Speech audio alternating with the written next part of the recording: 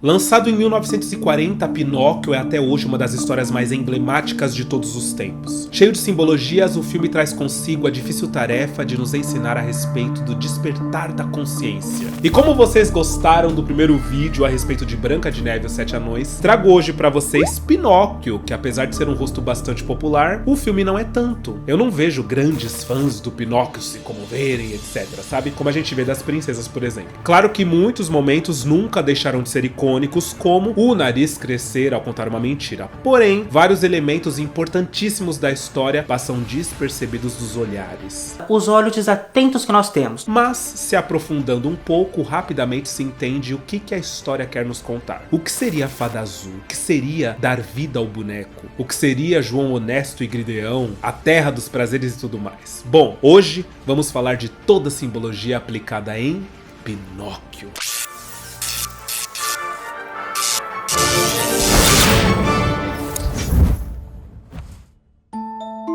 Muito bem, como eu já disse lá no vídeo da Branca de Neve, vou me repetir aqui de uma forma mais breve. Nosso inconsciente, ele entende tudo através de símbolos e arquétipos. Por exemplo, se eu lhe digo, imagine o ar, você não pensa na palavra ar, e sim no que o ar simbolicamente representa para você. Pode ser uma forma, pode ser um desenho, ou os galhos das árvores se mexendo, como é para mim. Algo aí dentro de você vai te remeter ao ar simbolicamente, visualmente. E é assim que nós decodificamos o mundo. Sabendo disso, Walt Disney colocava em suas obras dezenas de simbologias visuais e de roteiro. Na verdade, ele escolhia contos simbólicos para isso, e Pinóquio não foge à regra. A história é profunda e a gente vai analisar ela agora.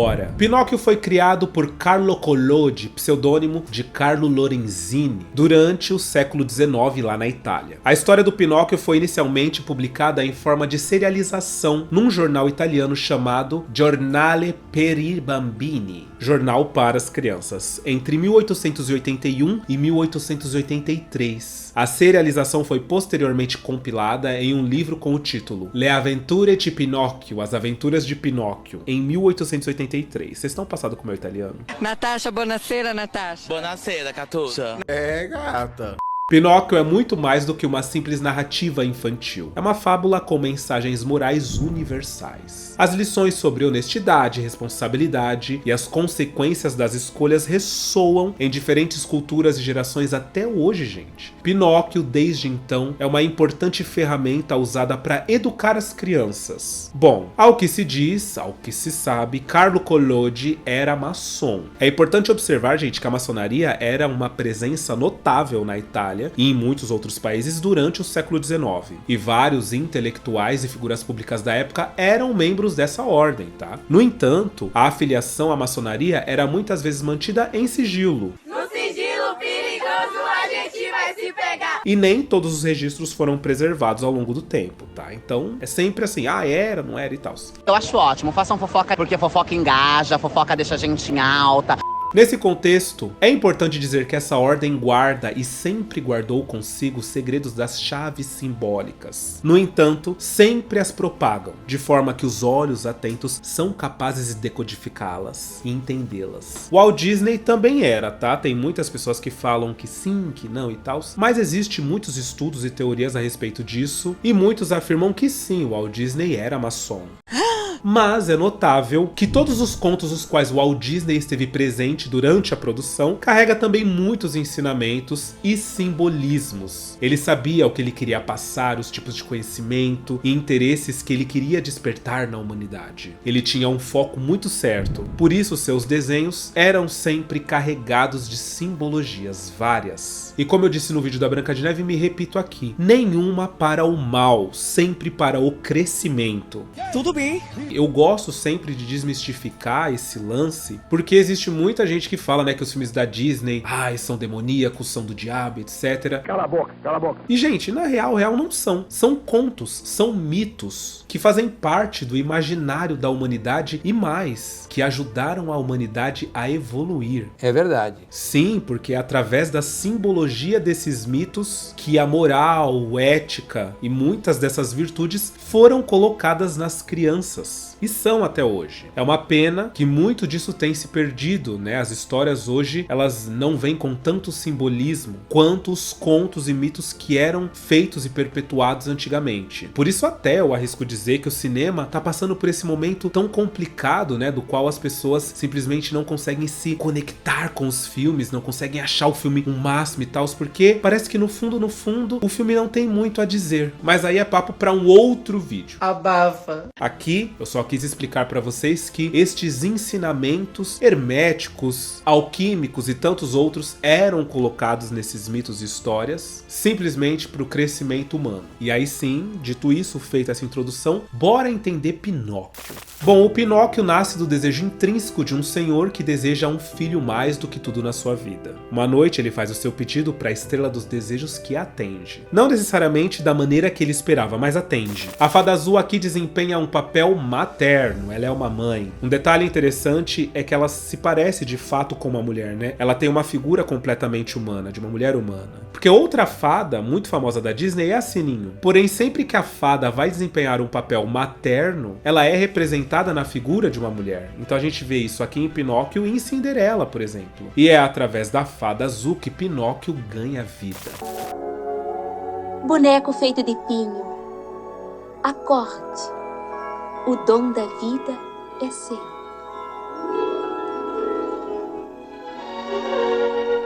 Pinóquio ganha vida e torna-se o filho que o Gepeto tanto quis, ou mais ou menos isso. Porque ele não é um menino de verdade. E só aqui a gente já pode observar algo. Na minha interpretação, Pinóquio é como todas as crianças que existem nas pessoas e dentro de nós. Quando pequenas, elas têm estímulos imaturos a respeito do pouco que conhecem. Por isso, muito do que elas vão aprender, o certo e o errado, o bem e o mal, vai vir de fora. E à medida que crescem e amadurecem, se tornam cada vez mais meninos de verdade. Pois então, é aqui que está o despertar da consciência, o assunto o qual ronda a história do Pinóquio. O despertar da consciência. Cata só. Apesar de não ter fios que o comandam, por ser uma marionete, né? O Pinóquio é uma marionete. Enquanto ele for um boneco de madeira, ele não vai experimentar a liberdade de ser ele mesmo. Ele ainda não está liberto. O Pinóquio somos nós. Ele representa a mente imatura, o qual sabe o que a consciência está lhe dizendo, mas muitas vezes cai no desejo do ego. E isso a gente vai ver daqui a pouco muito bem exemplificado. O trato com a fada azul para que Pinóquio se torne um menino de verdade é provando para si mesmo que é valente, sincero e generoso. As crianças, ao se identificarem com o Pinóquio nesse início de filme, automaticamente entendem o que é necessário para que elas se tornem seres humanos de verdade. Logo, é citado a consciência, parte importante e fundamental para o ser humano. Porém, o Pinóquio não faz ideia do que seja, e é aí que entra o grilo falante, explicando que consciência é aquela vozinha calma e baixinha que ninguém quer ouvir. Consciência é aquela voz calma e baixinha que ninguém quer ouvir. Esse é o problema do mundo de hoje, entende? Você é minha consciência. Quem? Eu? Gostaria de ser a consciência de Pinóquio? Logo, a fada pergunta se o grilo quer ser a consciência do Pinóquio. É interessante pensar que, nesse momento, a consciência do Pinóquio tá fora dele. Simbolicamente, entendemos que todos os palpites dados por ele terão de fato de serem aceitos pelo Pinóquio, uma vez que, dessa forma, fazer com que ele fique quieto é muito fácil, e se afastar dele também. Um pequenino grilo ser a consciência do Pinóquio também nos leva ao fato de que, apesar de pequeno, o grilo se faz ouvir principalmente à noite, ou seja, é algo do qual você pode até ignorar, até se afastar, mas em alguma instância você sabe que ele tá ali, fazendo aquele barulhinho agudo, que quando ignorado por muito tempo, chega de fato a irritar. E quantas vezes a gente fica bravo com a gente mesmo, porque a gente quer calar essa vozinha da consciência que tá dizendo pra gente fazer algo que não queremos, ou não fazer algo que queremos. É complicado, a gente fica, ai meu Deus, eu quero mais algo lá no fundo disso. Não faz. É chato. É o grilo fazendo a noite toda. E a primeira adversidade do Pinóquio vem com João Honesto e Gideão. Eles são claramente a representação dos desejos do ego que muitas das vezes batem de frente com a voz da consciência. Quando uma criança não quer ir na escola porque ela quer ficar o dia inteiro brincando, é o ego da criança. Essa parte com a qual ela se identifica, brigando com a sua consciência. Todos nós temos um ego, e o ego não é algo ruim. O ego é o que nos impulsiona, então quando você pensa, eu quero ser o melhor naquilo que eu me proponho a fazer, fazer isso é o ego. É o ego querendo esse título. A consciência normalmente, ela não tá preocupada com isso. Ela tá preocupada com fazer. O meu ego, por exemplo, ele se preocupa com qual roupa eu vou usar pra gravar pra vocês. Qual vai ser a luz mais bonita? Será que eu tô bonito no vídeo? Certamente que sim. Esse é o meu ego. A minha consciência se preocupa com qual mensagem eu vou estar passando pra vocês no final das contas. A minha consciência se preocupa com o que eu estou falando. É relevante ou não? Ela se preocupa com o impacto das minhas palavras chegando até vocês. Essa é a minha consciência. Mas o ego é doido, então? Ele não sabe discernir o que é bom e o que não é? Não. De forma alguma, e a gente vai ver isso agora. Aqui em Pinóquio, a gente pode ver o João Honesto, por exemplo, listando as qualidades de que se tem ao ir pra escola. Portanto, ele sabe o quão importante é estudar. Ouço o alegre riso das inocentes criancinhas a caminho da escola, sedentas cabecinhas correndo para a fonte do saber. Escola, uma nobre instituição. O que seria deste mundo estúpido sem ela? Quando ele se encontra com o Pinóquio, há uma certa resistência do boneco a segui-lo em frente. Com essa ideia de fama e vida boa longe dos estudos e do que ele sabe que é certo. Mas rapidamente ele se deixa levar. O grilo chega logo depois, e a simbologia da cena é clara. Enquanto o João Honesto é gigante, enorme, se faz ser ouvido e visto pelo Pinóquio sem a menor dificuldade, o grilo é pequeno e faz um esforço gigante para se fazer ser ouvido. Exemplificação perfeita do que acontece na nossa mente ao nos depararmos com algo que nos atrai, mesmo indo contra a nossa consciência. A sensação de que aquilo toma conta da gente, aquela vontade de tomar conta da gente de tal forma que quando a gente percebeu, a gente já se deixou levar. O grilo não é percebido pelo João Honesto, por exemplo, que não entende com quem é que o Pinóquio tá falando. É o grilo! O que está fazendo aí em cima? Quem? O quê? Que grilo? Ora, menino, você deve estar vendo coisas. Não, é minha consciência, ele... Ora, acalme-se, ora. O grilo explica pro Pinóquio a situação, diz o que é certo. E apesar do Pinóquio ter entendido, nesse ponto ele meio que já fez a escolha dele. Colocando tudo na balança, ele prefere ir com o João Honesto e o Gideon porque parece mais divertido. Tá, eu vou pular fora. Tchau. Outra coisa interessante é que mais pra frente, quando o grilo vê o sucesso que o Pinóquio tá fazendo no show de marionetes, ele diz pra si mesmo que talvez ele estivesse errado e que a escolha do Pinóquio talvez tenha sido a correta. Se você já catou, você entendeu que momento é esse, né? Só pessoas inteligentes entenderiam isso. É aquele momento em que quando a gente fez a escolha, passando por cima da nossa consciência que dizia que não sei se isso tá certo, hein? Você olha pra você mesmo e diz, tá vendo? Fiz uma ótima escolha. E se tudo estiver dando certo até o momento, a sua consciência vai ficar quietinha. E você vai respirar fundo e falar, olha, ainda bem que eu vim mesmo assim, tá vendo? Só que logo depois disso, o Pinóquio percebe as consequências. Ele se vê preso, sem o João Honesto pra ajudá-lo e sem o grilo pra orientá-lo. Ele ali tá sozinho. O grilo, é claro, que aparece um tempo depois e entende a situação. E tenta ajudar, mas sem sucesso. É então que entra a Fada Azul novamente. O espírito materno que vai ajudá-lo mais uma vez. Envergonhado das escolhas dele, o Pinóquio mente e o seu nariz cresce. 2 grandes monstros de olhos verdes. O nariz crescer tem algumas interpretações. Uma delas é o fato de que uma mentira, por melhor que seja, nunca poderá ser de fato ignorada por você. Eu não sei se vocês sabem, mas os olhos humanos, eles veem o próprio nariz o tempo todo. Só que eles ignoram que ele está lá. Ou seja, você passa a sua vida toda enxergando o seu nariz. Se você se der conta de que ele está agora no meio da sua cara, você sente ele na visão. Mas você ignora porque ele está ali para sempre. No caso do Pinóquio, não mais. Quem o conhecer depois disso poderá não saber se ele é mentiroso ou não, porque não vai saber se o nariz dele sempre foi daquele jeito ou não, mas ele próprio sim, ele sabe que ele nesse momento é obrigado a olhar para o seu nariz porque o seu nariz representa as mentiras que ele contou. E essa é uma lição muito importante para as crianças, fazê-las entender que a mentira em algum momento vai denunciá-las é incrível, porque toda criança em algum momento vai entender o poder da mentira. Todas. Se você fizer um esforcinho, você vai se lembrar das mentirinhas que você já contou quando era pequeno, ou das mentirinhas que você já contou quando era adolescente. Olha que loucura chegar nesse ponto e perceber o quanto Pinóquio é benéfico para uma criança no início da sua infância, né? Assistir Pinóquio, lidar com aquilo, viver essas emoções e entender o peso de uma mentira, entender o peso das escolhas, ter consciência de si mesmo, ter consciência do próprio ego, ter consciência do que é certo e errado, ter consciência das consequências das escolhas. Isso é incrível, gente. Isso é incrível. Oh, por favor, ajude-me. Eu peço desculpas.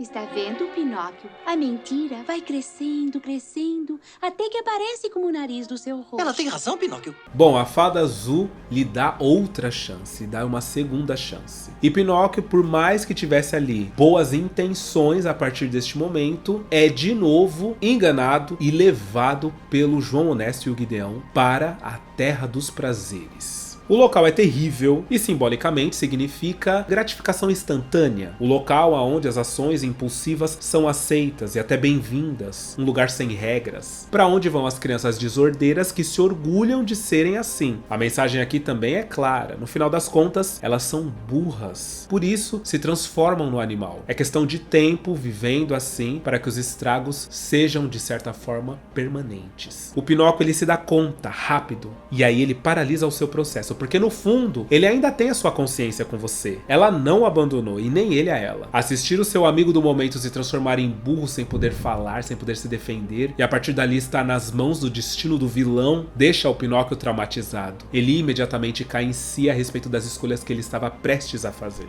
E aí é que vem a prova final, ser engolido pela baleia. A baleia aqui representa, em última instância, o processo de transformação do Pinóquio. Assim como Jonas, que é descrito na Bíblia, também engolido por uma baleia, o Pinóquio lá dentro é que decide o que será feito da sua vida. Ele encontra com o seu pai, encontra com o Fígaro e a Peixinha e não desiste apesar de ter visto seu pai meio que desistir. Ele quer que as coisas sejam diferentes. Ele quer renascer. Ele está disposto a se dar essa nova chance. Ele usa o elemento fogo para ajudá-lo a sair de dentro da baleia. O fogo, nas tradições herméticas, as quais obviamente tem ligação total com tudo o que eu disse aqui para vocês, é um agente vivificante e purificador. E é também o principal arquiteto de todas as metamorfoses que ocorrem em nível físico e espiritual dentro de nós. Metamorfose essa que está neste momento acontecendo dentro do Pinóquio. Ele está deixando de ser quem ele foi até o momento e se tornando um novo ser. Bum, ele é expelido pela baleia e envolto pela água do mar. A água, obviamente, também é um elemento forte no simbolismo hermético. A água aqui atua como um purificador. Ela limpa interna e externamente o Pinóquio. Essa prática também nos remete aos cristãos, que têm em sua cultura batizar nas águas, seja a igreja católica ou evangélica, usar a água para se batizar o ser humano. E ali ocorre o quê? O renascimento. E mesmo depois de tudo ter dado certo, infelizmente o Pinóquio não sobrevive. Infelizmente, entre aspas. Para muitos a ideia aqui é de que o Pinóquio ele realmente morreu. Mas aqui é outra simbologia na qual é necessário esta morte para que o Pinóquio renasça completamente diferente. Ele fez as escolhas, ele transmutou, ele se transformou, ele renasceu. Mas para renascer, você tem que morrer. A morte aqui do Pinóquio, ela é simbólica. Ela é a simbologia necessária para se entender que ele renasceu.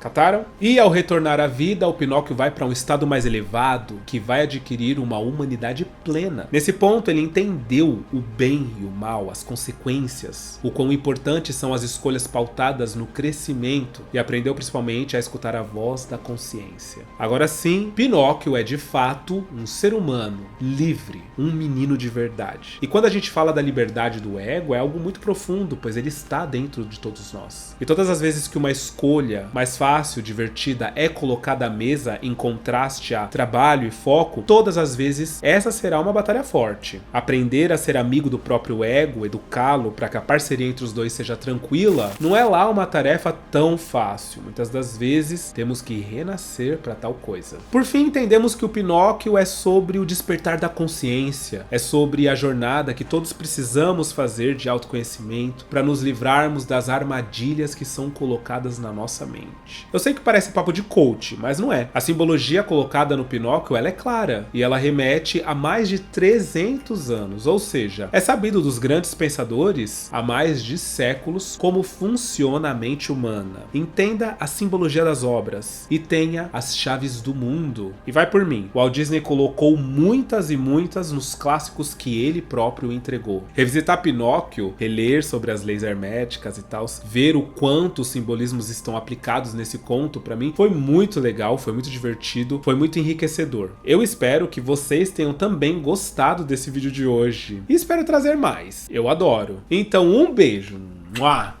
E até o próximo vídeo.